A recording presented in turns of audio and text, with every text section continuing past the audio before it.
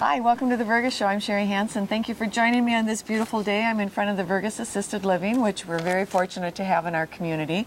And I'm with Carmen Bowman. Carmen, thank you for joining me. You're a regulator turned educator, and so we want to hear about that. I know that you're involved with making nursing homes and assisted livings better places. So I'm just really anxious to hear what your movement is about and what your link is to the area. Okay, great. Well, thanks so much for having me. Yes. I actually hail from this area. My mom, Karen Oman, is from Dent and went to Perham High School, and I lived every summer of my life at the West McDonald Lake.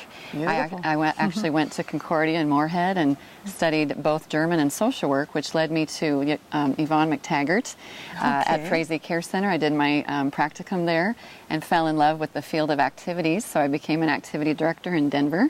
And God is so good. I've just become very involved with a movement we call the Culture Change Movement, which I'll tell you about in a moment. But after being an activity director, I got to work for the state health department as an inspector. They're called surveyors for 9 years, which led to a job out in Baltimore with the federal government. So I got to be with the Division of Nursing Homes for CMS, which is the Centers for Medicare and Medicaid Services. And I got to train other inspectors around the country. But we also headed back to Colorado, where I became a consultant, and I've had my own business now for 8 years. It's called Educatering, Catering Education for Compliance and Culture Change. So it's been a niche of mine to blend the regulations with the new ideas of culture change. And I've been real involved with our national movement on many projects and speaking around the country, and just been blessed to be very involved. So our movement is we call it the Culture Change Movement because we want to change the institutional culture of institutions. The institutional culture tells people when to get up, when to eat, when your bath will be, what the activities are for today. It's all put upon people, and we're trying to change that. There's many things that describe what we're doing, but a famous quote is, "No longer are the needs of the institution to come before the needs of the individual." I like that. There's a lot of flipping in our movement. If you think about it, instead of waking people up, we're supporting people to sleep till they wake up. How many of us love to sleep? Sleep is good.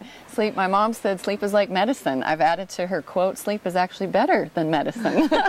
And, our bodies heal, and so why don't we help people sleep? Notice I'm not saying let people sleep.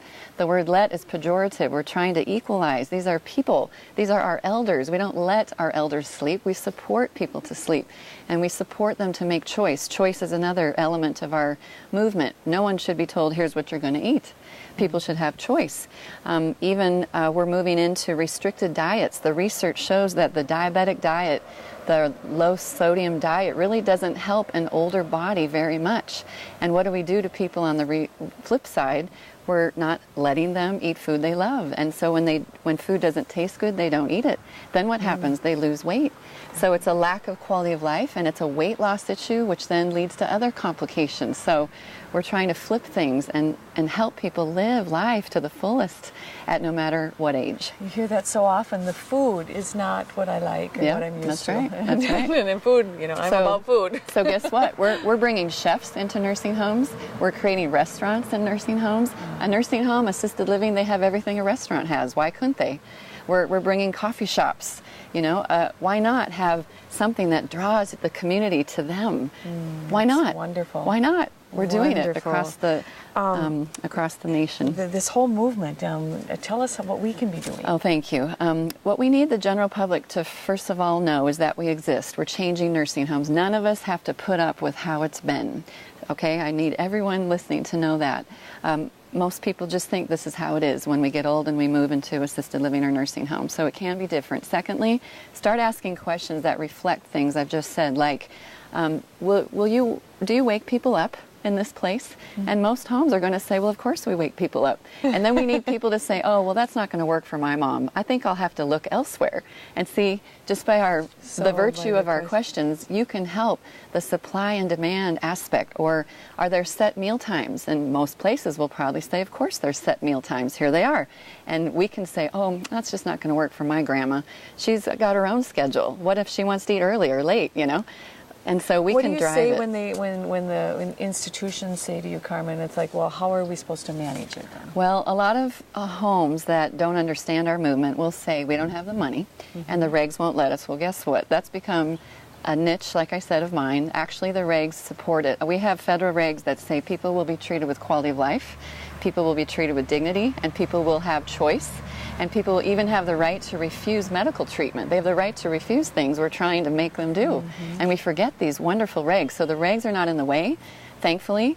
And then cost is also not in the way. If you think about, we have many homes that have given us data that show if you make food people want to eat, they will eat it. And you will not waste money on food. No. If you stop waking people up that's not on their schedule, it's more efficient. I can go help people that are already awake early in the morning and leave people alone who are still sleeping. If you think about it, we call it person-centered care, which is more efficient. When you match the person, it's more efficient care. It is. Yeah. It is. That makes total sense. And then I would add to anyone listening, if you have any influence, if you sit on a board of directors or if you own a nursing home or if your brother does or your uncle, we need to pull in any matter of influence any of us have to make it different. If I can help, call me. But nationally, you could just do a search for culture change. Pioneer Network is our national group, the Pioneer Network, pioneernetwork.net. And right here in your own community, Perm Living, Perm has changed its name. Perm Memorial Home is now Perm Living, which is really important. Notice what they've done with the language. This is a place where people live. That's what we're trying to see. Notice it's assisted living, it's independent living, and then you move to a nursing home and it's called long-term care. And it flips to focusing on the care you receive. We want to focus on the living that people are doing. So we're very proud of Perm nationally. I hope you all are in this community, and go to them as a resource as well. Carmen, and so that's one of the local resources. And so what would you say if there's a group of people that would want to get like a movement going in this area? Please do. Most states have a state coalition. Minnesota is kind of lacking on that. So maybe you could come up with a regional coalition. Let Perm help you. They would know stakeholders and people to involve. And because we're all, it'd be great. I love our assisted living. It's a wonderful facility, but there's always room for improvement, isn't there? And I just love the whole idea of living. I mean, we want our people, because we are going to be there someday, all of us, aren't we? Maybe I could end with some neat ideas about language.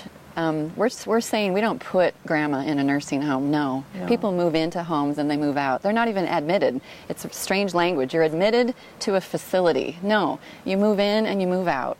And you move into homes, not facilities. And it's not a schedule. It should be a choice. We should be saying, there's no schedule. It's all up to you. There's no rules. It's your life. And we're here to encourage that. Yeah. So maybe everyone could just help us move this forward, because everyone deserves it. All right. Well, thank you so much, Carmen. I appreciate you taking the time out of your busy schedule, which I know is busy, to come and talk about your movement. And it's always good to get different ideas and new ideas and how we can help the people that raised us, the people that brought us up, and because they're still living too, aren't they? And you know what else? They're of the era that just accepts whatever's given to them. They lived through the Depression. Oh, it's fine. But watch out, the baby boomers are coming. They're going to force change. There's going to be a little bit different there, because everybody should be able to thrive, right? That's right. Right. Okay. Thank you so much, Carmen. You have a good day in Vergas.